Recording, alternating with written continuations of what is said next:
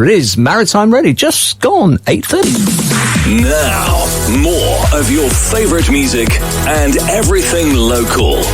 This is Maritime Radio. With the Mac on the mic, Ian McGregor sitting in for Duncan till 10. I've been telling you about Francis Wildman and Jane Darling. They're the local couple ferrying refugees from Poland to host countries across Europe. Since leaving for Poland 6 weeks ago, they've driven thousands of miles and delivered 61 people, including children of all ages, from small babies right up to teenagers, mums, grandmas, pets. So far, 3 dogs. The biggest, a Rhodesian Ridgeback, who is massive. There is a picture of him actually out on their Facebook somewhere. That's the biggest of the 3 dogs they've delivered, and 2 cats. They've got a tiny dog with them today.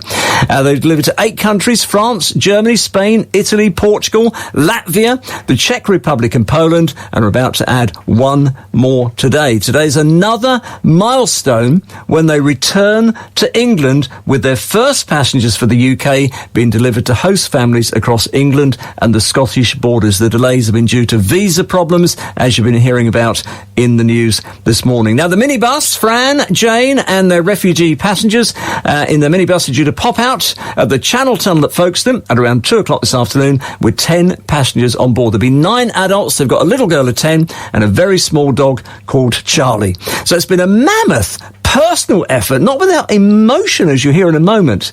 And it must have been really tough seeing the despair of those people at the camps when there are thousands of them, in fact millions of them, and the sadness of those that you have to leave behind. They've got 13 seats in the minibus. They can't take everyone all in one go. Here is Francis talking to the BBC last week. Well, we've been through an awful lot more countries than we've actually taken people to, because we've had to go through countries to get them there. But we've certainly we've taken people to Italy, Latvia, Portugal, Spain, France, Germany, Czech Republic, Portugal twice, actually, Poland, a couple of cities in Poland. We were in Berlin recently.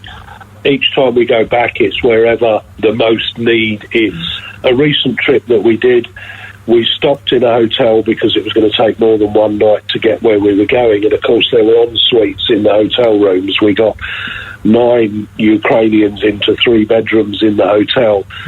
And in the morning when I was checking out, one of the mothers took hold of my arm and said to me, "Thank you. That's the first time we've been clean for 2 months."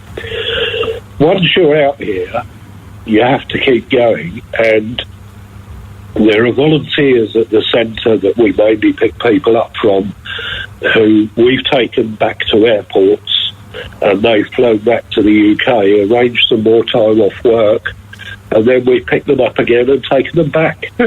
A very emotional experience. Safe journey, Jane and Fran, and to your refugee passengers. I've nothing but respect for you and the immensely brave Ukrainians fighting for their country, and deep sadness for the mums and children having to flee their homes, leaving sons, brothers and husbands behind. So well done to Jane and to Fran. Apparently, they're putting £200 a day in their petrol tank and paying for overnight stays on the longest journeys as well. If you fancy helping them on their way by topping up their financial fuel tank, they've got a GoFundMe page. If you Google the words, "Because We Can, Jane Darling," you'll find it.